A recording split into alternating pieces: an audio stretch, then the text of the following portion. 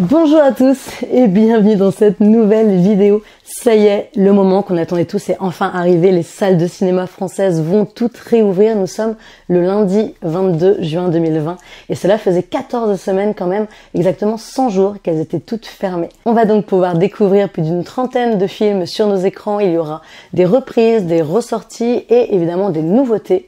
Tout de suite, un petit tour d'horizon des films à voir en salle ou pas.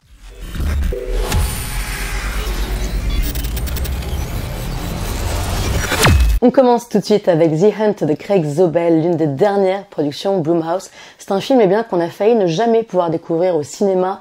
Il a créé de nombreuses polémiques avant même sa sortie, notamment aux États-Unis. Donald Trump a même critiqué publiquement le film en prétextant, sans l'avoir vu évidemment, qu'il divisait les Américains. Alors, pourquoi tant de polémiques ? Eh bien, The Hunt raconte une chasse à l'homme extrêmement sanglante, orchestrée par de riches Américains qui estiment être l'élite de la nation et qui utilisent cette chasse à l'homme pour éliminer, de façon très sauvage, pour éliminer ce qu'ils appellent des déplorables. Alors, ce n'est pas la première fois, bien sûr, que la chasse à l'homme inspire le 7e art. Dans The Hunt, ce qui est extrêmement bien vu et ce qui est extrêmement cynique, c'est que cette chasse à l'homme oppose les républicains et les démocrates sans que ces mots ne soient jamais prononcés. Alors à première vue, The Hunt, on pourrait croire que c'est une petite série B purement divertissante, un peu décérébrée. C'est bien plus que cela, c'est vraiment une satire de la société américaine dans laquelle tout le monde en prend pour son grade. C'est un film d'action horrifique, plus qu'un film d'horreur, avec un scénario extrêmement bien ficelé, sans aucun temps mort et avec une véritable inventivité dans la mise en scène. The Hunt, c'est un film qui est certes extrêmement violent, extrêmement sanglant, mais c'est surtout un film qui est très insolent. Et c'est ça qui le rend particulièrement jouissif. Si vous n'êtes toujours pas convaincu, voici encore 3 bonnes raisons qui vous donneront envie d'aller voir The Hunt en salle dès ce lundi 22 juin. Premièrement, The Hunt comporte l'une des meilleures bastons finales qu'il m'ait été donné de voir depuis longtemps. Deuxièmement, The Hunt, c'est le grand retour de Hilary Swank au cinéma et dans un rôle particulièrement badass. Et troisièmement, dans The Hunt, vous pourrez apprendre la recette du meilleur sandwich au fromage grillé. Si avec ça, vous êtes toujours pas convaincu, je ne sais pas ce qu'il vous faut. Parmi les bons films de genre qui ressortent en salle ou qui sortent en salle ce lundi 22 juin, vous pourrez découvrir ou redécouvrir L'Homme Invisible, une autre production Blumhouse que je vous conseille vraiment. Également la reprise en salle d'un film de 1971, Les Lèvres Rouges de Harry Kummel, l'un des fleurons du cinéma fantastique belge des années 70, qui revisite le mythe de la succube et du vampire. On poursuit avec un film que pour le coup j'ai beaucoup moins aimé et que je vous recommande forcément beaucoup moins.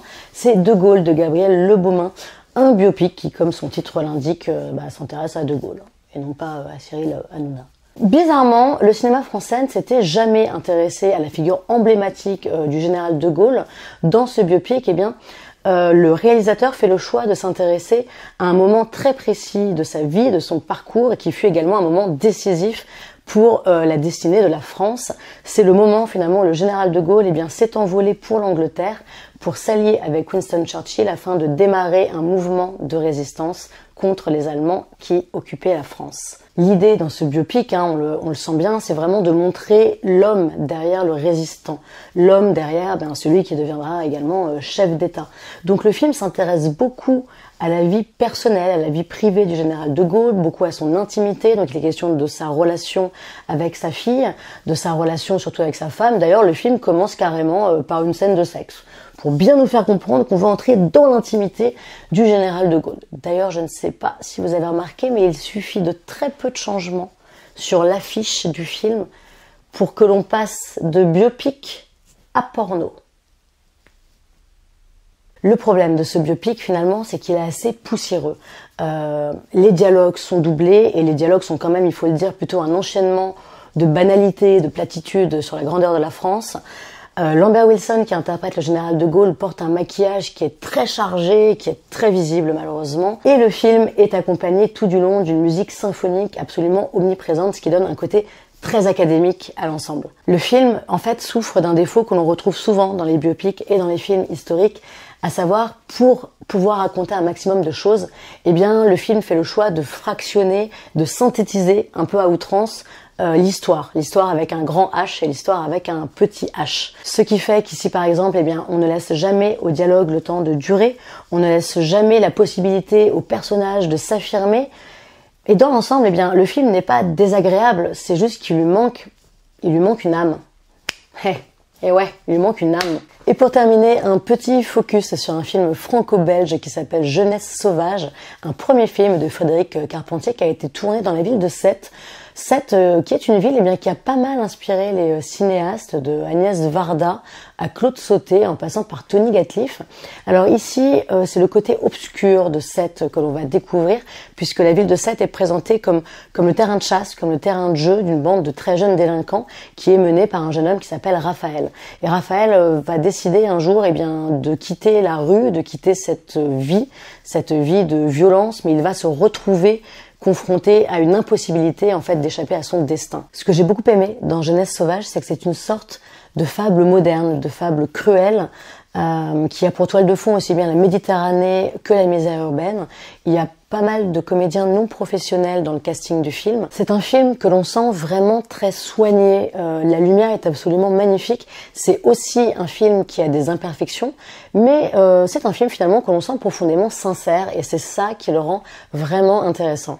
Parmi les autres films qui sortiront le lundi 22 juin 2020, eh bien, je peux également vous conseiller Elephant Man de David Lynch qu'on ne présente plus. Également Fille de joie, un film français avec Sarah Forestier et Noémie Lvovsky, un film qui parle de prostitution de façon très frontale, très crue et en même temps avec beaucoup de sensibilité et beaucoup d'intelligence.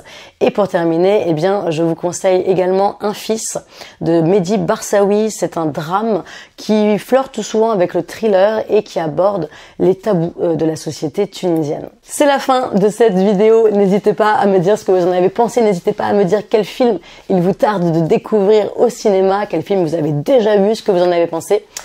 Je vous dis à bientôt. Je vous dis à bientôt, genre j'ai coupé comme ça, allez check frère. Non mais j'aurais pu dire un petit bisou. L'idée dans ce biotype et les dialogues sont quand même...